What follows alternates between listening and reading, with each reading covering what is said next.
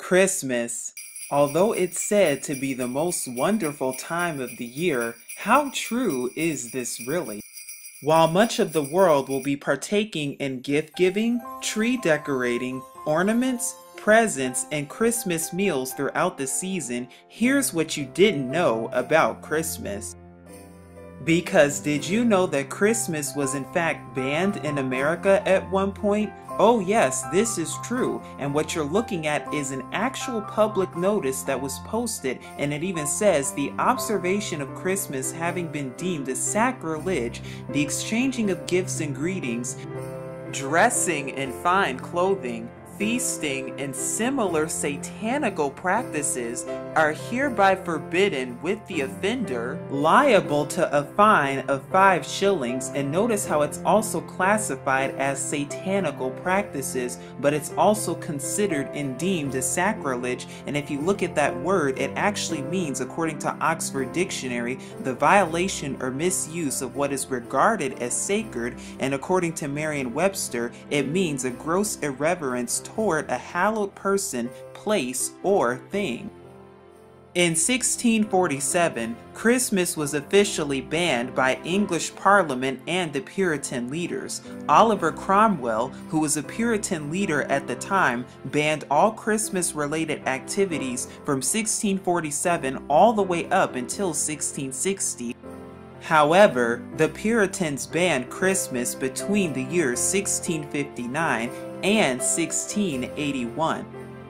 In America specifically, it was Alabama that became the first state to legalize Christmas in 1836, followed by Louisiana and Arkansas as of 1838, hence the celebration that commonly occurs on December 25th.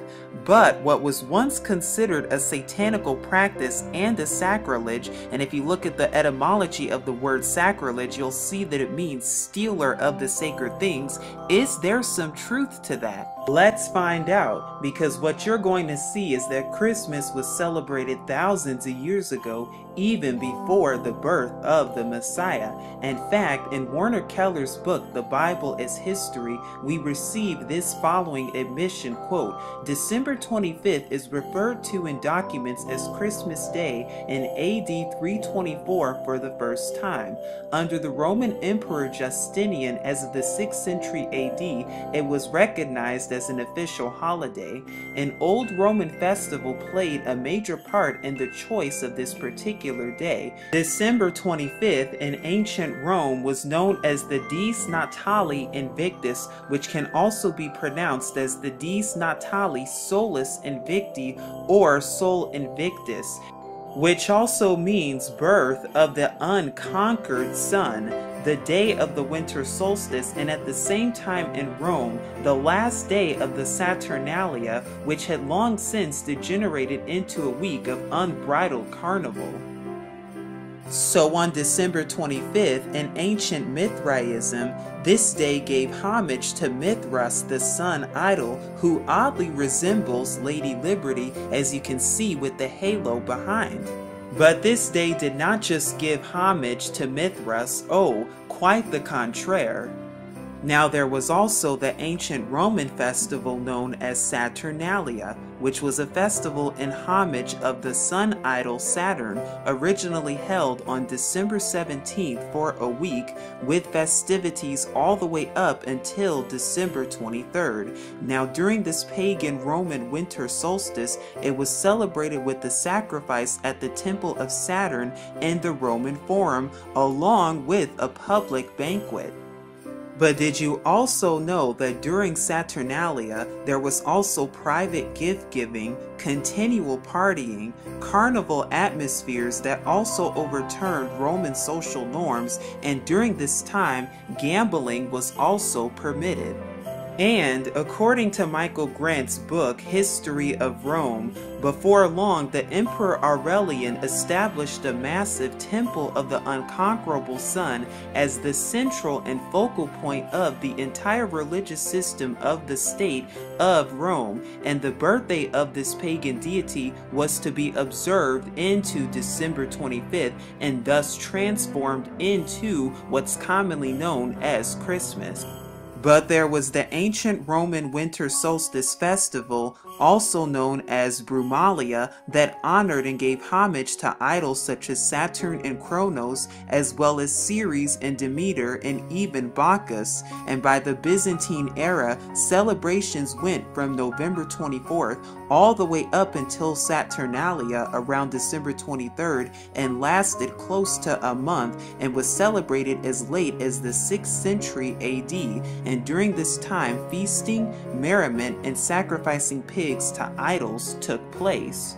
And then, contemporarily speaking, this all gave rise to what's commonly known as Yule, which is one of the pagan Wiccan celebrations that is commonly celebrated and observed from December 20th all the way up until December 23rd in order to celebrate the rebirthing of the sun.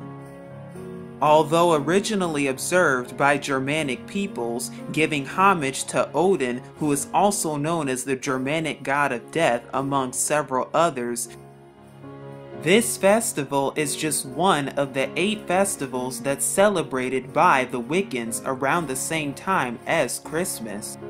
And not only does it have to do with paying homage to the rebirthing of the sun, but it's also all about magic, bonfires, as well as potluck and feasting. But where does Christmas really come from?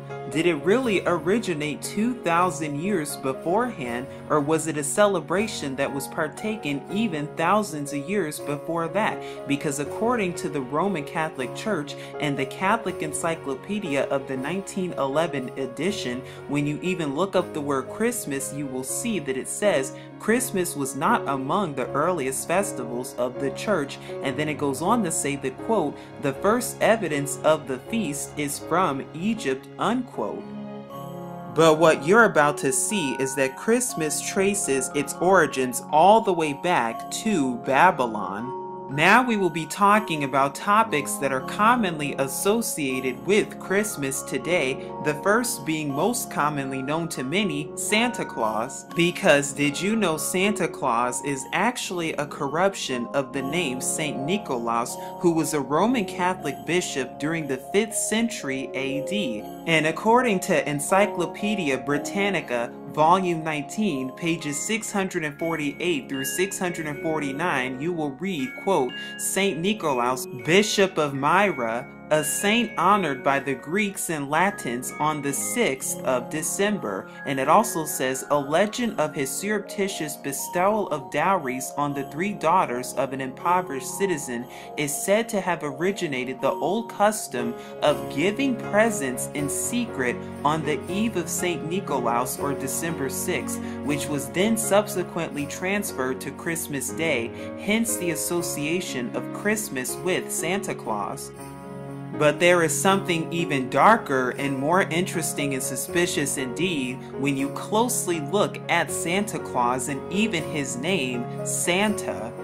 Because if you unscramble the word Santa, you get the word Satan, and you can actually do this on your own and you will see that this is the case.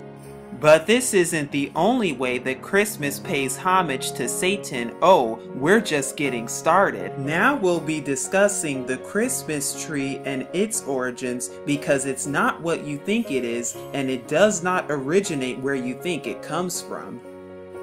Now, the Christmas tree originated in Germany, but also got its roots from the Romans, who then got it from the Egyptians, who then also got it from the Babylonians. And we even see mention of Christmas trees in scripture as spoken of in Jeremiah chapter 10 verses 1 through 4 as well. But what is the real purpose behind the Christmas tree? Well, according to William Walsh's Curiosities of Popular Customs, page 242, quote, an old Babylonian fable told of an evergreen tree which sprang out of a dead tree stump. The old stump symbolized the dead Nimrod. The new evergreen tree symbolized that Nimrod had come to life again in Tammuz. Among the Druids, the oak was sacred. Among the Egyptians, it was the palm. And in Rome, it was the fir, which was decorated with red berries during the Saturnalia. There is much more to the story when it comes to the Christmas tree. And what does the obelisk and the Christmas tree have in common, you may be wondering? They are both phallic symbols that represent the phallic symbol of Nimrod, and the Babylonian story goes as follows.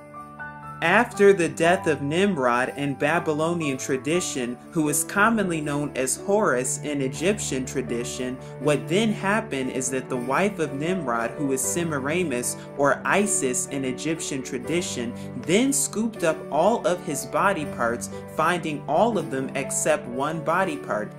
And of course, the one part that she did not find was his phallic symbol, or his penis, which then became a symbol and symbolized by the obelisk and even the Christmas tree. Because whether you know it or not, Christmas actually gives homage to the birth of Nimrod, the sun idol, and we'll be talking more about that in just a moment to come. And then of course we have presents and gift giving, which originates all the way back to Saturnalia, paying homage to Saturn, the deity of agriculture. But what about the lovely ornaments you see on Christmas trees? Where do they originate from? In ancient Roman tradition, the Romans decorated their trees in order to honor Bacchus, the god of fertility, during Saturnalia, and they also placed 12 candles on the tree in honor of the sun god. But that's not all.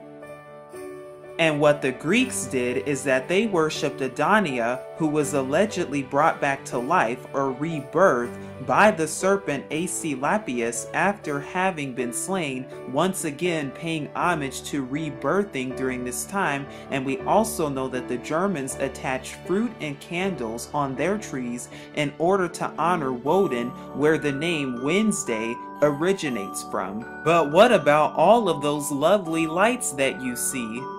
Well, these lights, along with the ornaments, they give homage to Nimrod, the sun deity, representing rebirth of the sun, and we know that Satan transforms himself as a messenger or angel of light, because the Christmas tree and the Christmas lights and the Christmas decoration, they all give homage and honor to Nimrod, who is commonly also known as Baal, not to mention the stars on the Christmas tree, which represents the star of Ishtar, the wife of Satan, literally. And then we have the reindeer, in which we're commonly taught and told that the reindeer are the ones that sleigh around Santa so that he can deliver presents to children on the evening of Christmas Day. But there's even a darker truth behind what reindeer really symbolize. Because according to paganism, reindeer are commonly associated with the horn god of the pagans, most commonly the horn god Cernunnos, who oddly resembles the Baphomet. Now Cernunnos is said to be the Celtic god of fertility, animals, wealth, as well as the underworld. But there is more to be told about reindeer even in Norse mythology. In Norse mythology, there is also a horse who is commonly known as Sleipnir, who is an 8-legged horse of the god Odin, who is known to be a, quote, helping spirit, and became a stallion giant and travels throughout the worlds in Norse stories and myths. Now that you know that Satan is actually the one that's riding these reindeers and not Santa, you'll know what reindeer is all about when it comes to Christmas. If you're thinking about decorating with bows of holly, well, just know that they represent a symbol of fertility, just like rabbits and Easter eggs for Easter, as well as giving homage to Isis herself, commonly known as Easter, the symbol of the fertility goddess.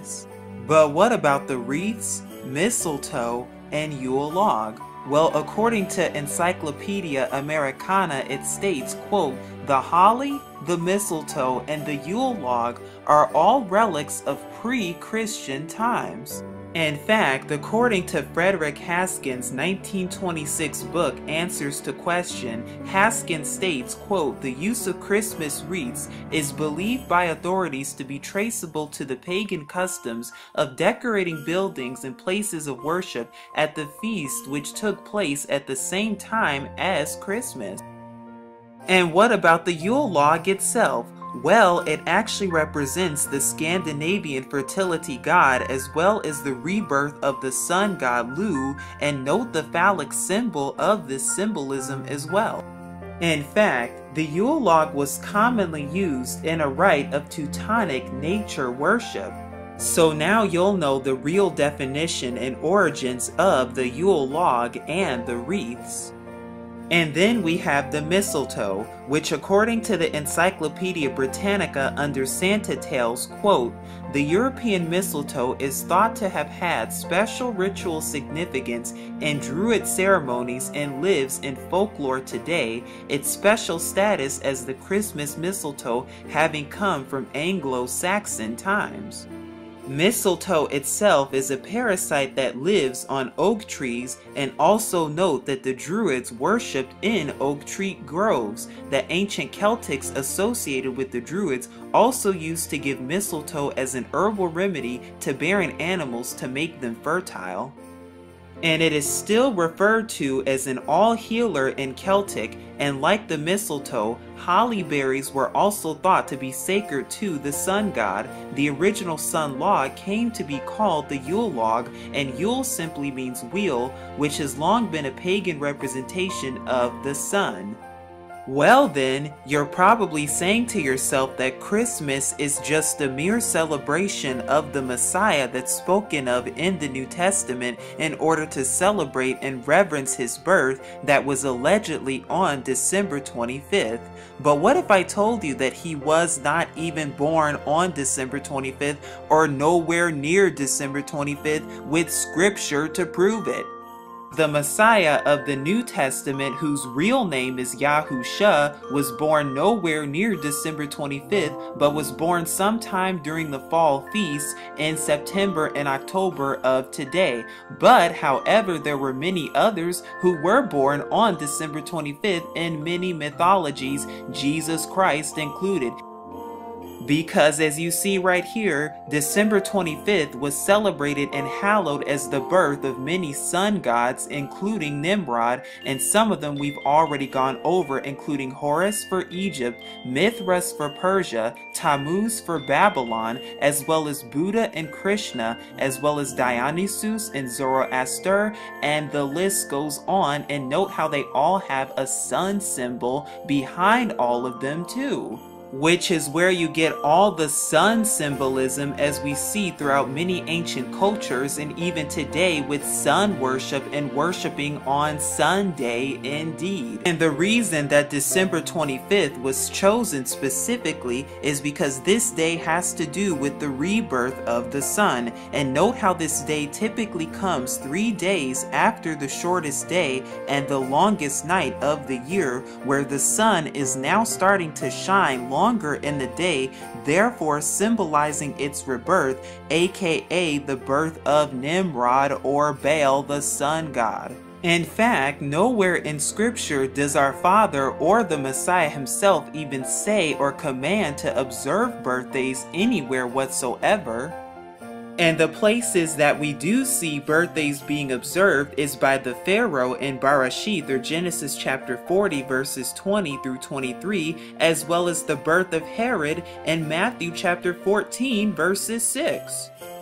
So we see that nowhere in scripture does our Mashiach Yahushua tell us to celebrate his birthday, and nowhere does our Father Yahuwah even tell us to observe Christmas either. And we know even with scripture telling us that the Mashiach was not even born during the time of Christmas. And we know that because according to Luke chapter 2 verses 8, when the Messiah was born, there were in the same country shepherds abiding in the fields, keeping watch over their flocks by night. However, that could never occur in Judea in the month of December, because the shepherds always brought their flocks from the mountainsides in the fields and curled them no later than October 15th to protect them from the cold, rainy season that followed after that date. And if you look at Song of Solomon chapter 2 verses 11 and Ezra chapter 10 verses 9, you'll see that winter was a rainy season and the shepherds were not permitted to abide in the open fields at night because of the cold. And according to the Adam Clark Commentary, Volume 5, page 370 of the New York edition, quote, "It was ancient custom among Hebrews of those days to send out their sheep to the fields and deserts about the Passover or early spring, and then bring them home at the commencement of the first rain, which was commonly during the autumn, well before the winter time." And if you look very carefully at Luke chapter 1, you will see that the Messiah was conceived 6 months after John or Yahuchanan the Immerser or Baptist, and therefore was born 6 months after John, and during this time he was born during the time of the fall feasts. But that's not all, because we also see in Scripture that our Father actually tells us not to celebrate Christmas or have any affiliation with it whatsoever, because Jeremiah chapter 10 verses 1 through 4, our Father even tells us, "Learn not the way of the heathen," and describes a practice that sounds just like Christmas that the heathen partook in hundreds of years before the Mashiach or the Messiah was even on the earth. As well as Amos chapter 5 verses 21 through 22, where our Father Yahuwah even says, I despise your feast days, and I will not smell in your solemn assemblies. Though ye offer me burnt offerings and your meat offerings, I will not accept them, neither will I regard the peace offerings of your fat beasts. We also see in the Torah how Christmas actually breaks commandments, and how our Father Yahuwah time and time again speaks against Christmas and all these other holidays, even in Exodus chapter 20 verses 1 through 17. Because we see that it breaks the first, second, and third commandments, as well as in Deuteronomy chapter 12 verses 29 through 31, which says we are not to be involved in any type of paganisms whatsoever. Deuteronomy chapter 12 verses 1 through 4, which says we are to have no graven or carved images whatsoever. And then we also have Exodus chapter 34 verses 13, Deuteronomy chapter 7 verses 5, and Deuteronomy chapter 16 verses 21, which says no Asherah poles or trees whatsoever, and that includes Christmas trees, with Jeremiah chapter 2 verses 20 as a witness. And we also know the feast days that our Father Yahuwah commands us to celebrate and to keep and observe in Leviticus chapter 23 specifically, and we even know that the Messiah of the New Testament even kept these feast days too. And Scripture even says that we are not to add or take away from the words that are written in Scripture. Once again, nowhere in Scripture does the Messiah or the Mashiach Yahusha tell us to celebrate his birthday anywhere. Nowhere in Scripture do we even see the word Christmas or even the word Sunday found anywhere. Nowhere does our Father Yahuwah tell us to observe or celebrate Christmas and speaks against it. And the question that we should be having and thinking about is, are we following truth or Babylonian customs and traditions? Are we following truth or tradition? That is the question. And according to Alexander Hislop's The Two Babylons, quote, "Long before the 4th century and long before the Christian era itself, a festival was celebrated among the heathen at that precise time of the year in honor of the birth of the son of the Babylonian Queen of Heaven, and it may fairly be presumed that, in order to conciliate the heathen and to swell the number of the nominal adherents of Christianity, the same festival was adopted by the Roman Church, giving it only the name of Christ." So the next time you're thinking about celebrating Christmas with your family, or even putting up a Christmas tree and decorating that Christmas tree with ornaments and other things, and the next time you're thinking about dressing up as Santa Claus, or even celebrating it with your family and giving gifts with your kids and giving presents with your children, you'll know the exact origins of Christmas from front to back and from left to right.